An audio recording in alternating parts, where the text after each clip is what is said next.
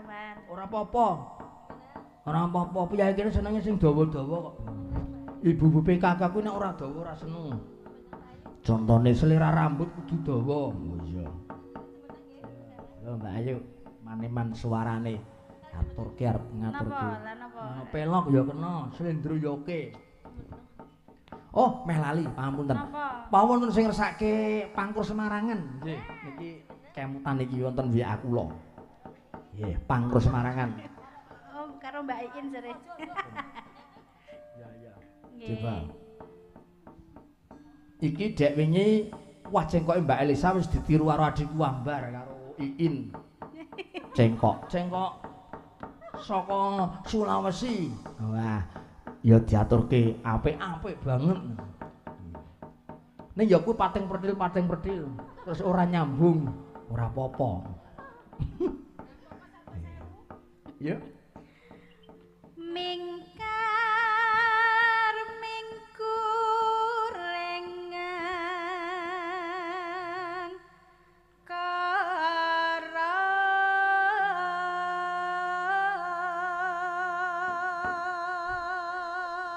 Wah, suarane hebat ya, Gong. Ora tau esuk Mbak Ayu iki lho. Hakarono akarana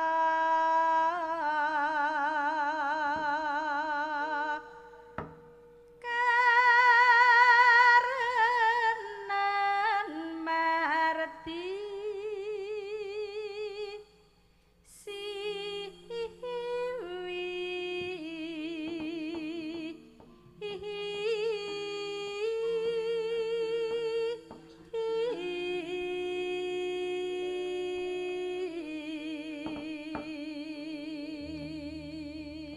sinden kuwi reng nek gelem ngenger ngabdi ana kraton mesti kesawapan.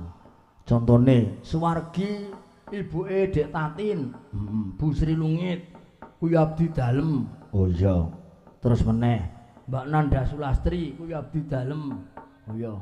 Sapa meneh Bu Prenjak kuwi abdi dalem. Sapa meneh Bu Patmi kuwi abdi dalem. Sapa meneh Ibu Condro Lukita kuwi abdi dalem.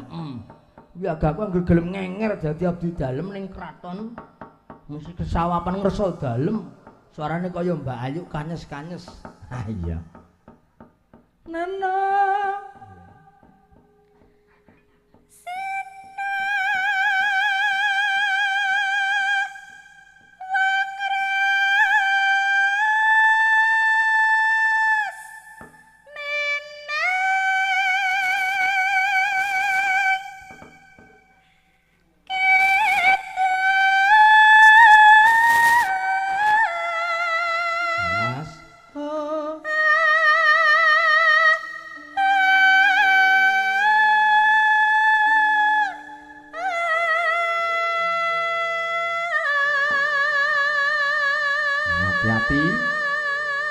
liwat Sirotol Mustaqim awas. Yo.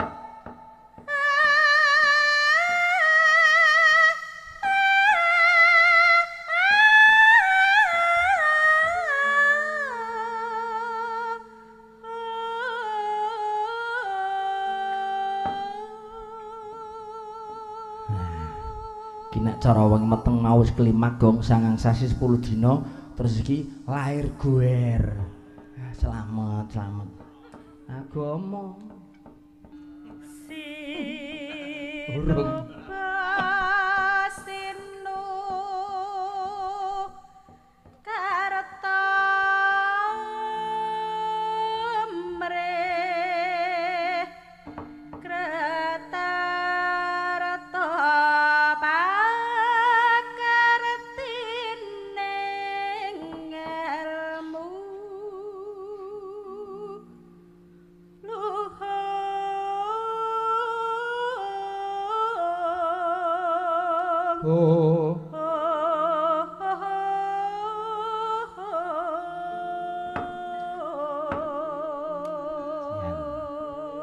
Kaya cengkok Ambar iki. Ambar aku sing gendari malah larase tak golek ora ketemu. Kok tak gathok slendro karo pelek lho kok ora masuk. Ning ndi iki? Tekan gone Arjuna tak kon meneng kowe mesti meneng. Aja dicentengke men. Iki mau sing marai ambar kok ya. Ah ngandel ora. Wes iki sarjana seni kok gong le sekolah ning Solo. Ya tak jajal nek campur sari kok. Yo. Kan tumrap ning tanah Jawa.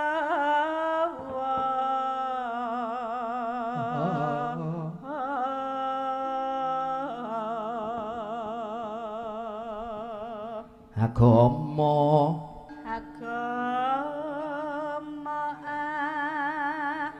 gemeng haji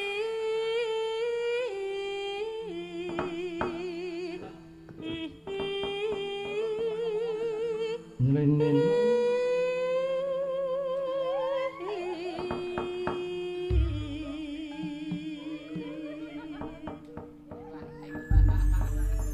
jan yagaku jan luar biasa Gong.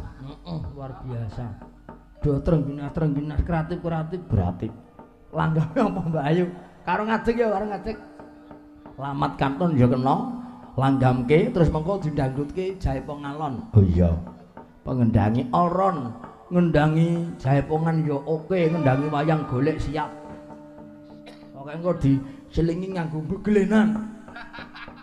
Begelenan lho. Ya, buka celok Mbak Ayu dados. Lamat wis katon tejane yen kok rongkaton menjar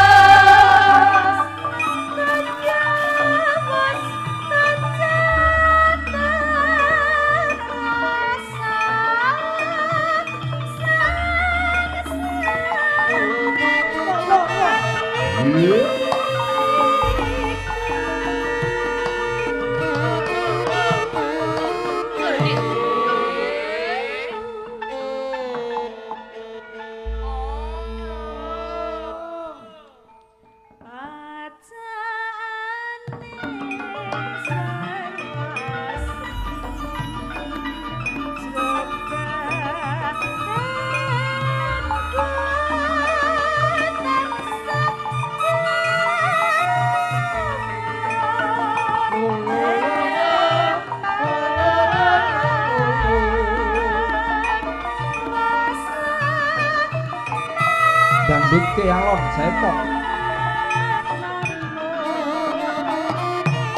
Senjak iso.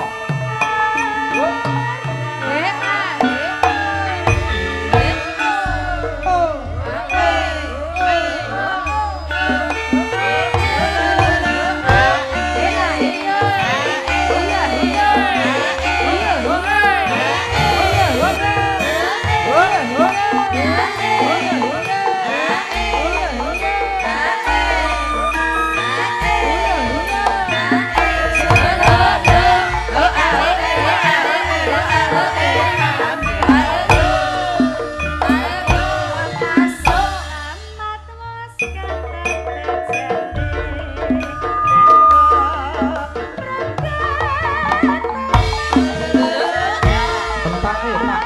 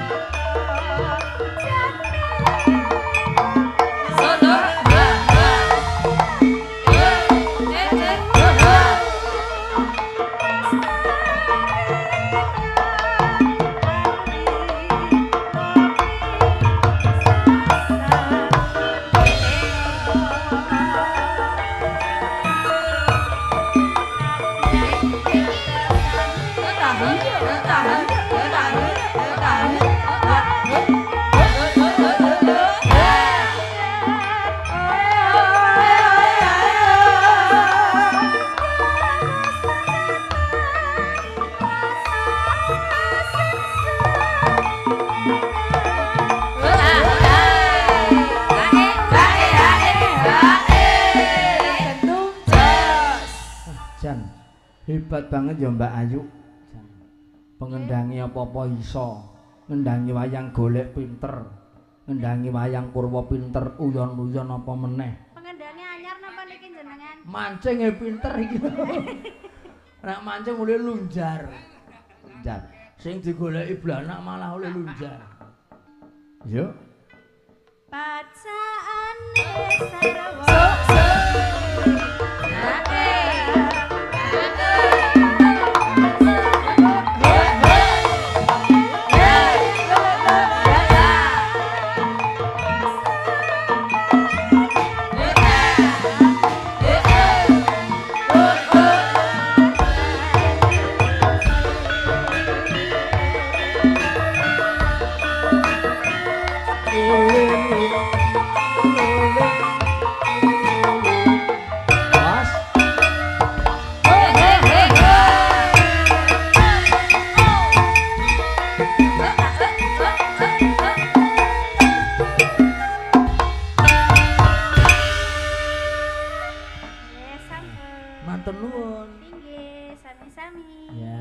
Takon Mbak Kusnul kae resepe apa kok awake mbiyen kebombrot saiki iso wingkis ngono kae. Kowe iki menggari anu lho kudu diet lho yuk. Kudu diet nek kaya ngono iki bahaya. Wong nek saya lemu ki uga nyuwara saya angel lho. Kula mon susut lho, jenengan mboten krasa napa? Masak lho. Nggih, kula pun medal 10 kilo. Oh, masak karo Kusnul wae malah ketok wingkis Kusnul saiki lho. Mbak Kusnul ngono wonge penuh penderitaan kok. Ya aja ngono ku jenenge ya pelecehan yo. Kang Kusnul kuwi sing urung kuru ming siji sing ketok lehor. Apa? Nggon cengele ngono. Kok nggon cengel punuk kok punuk. Jare nek kakan menderitake gampang kuru. Omonge sapa? Lenggah. Sampun. Nggih, monggo. Tak nyuwun Pak Mardi, Pak Bayan Sumardi monggo kula aturi suka-suka parisuka mangun sukaning manah. Ya, Pak Dalan niki wau Mbak Ambar mpun. Mbak Iin mpun. Mbak Kusnul mpun. Ya. Kula iki ora ana sing ngenehi lho. Ya engko ngenteni Mbak sik ngenteni. Ngenteni sik. Burung apa kowe? Pak Bayan Mardi katuran niku Agus Wentuk lho. Katuran ya engko monggo. Katuran jumeneng mriki minggah panggung. Sepati cok. Lelo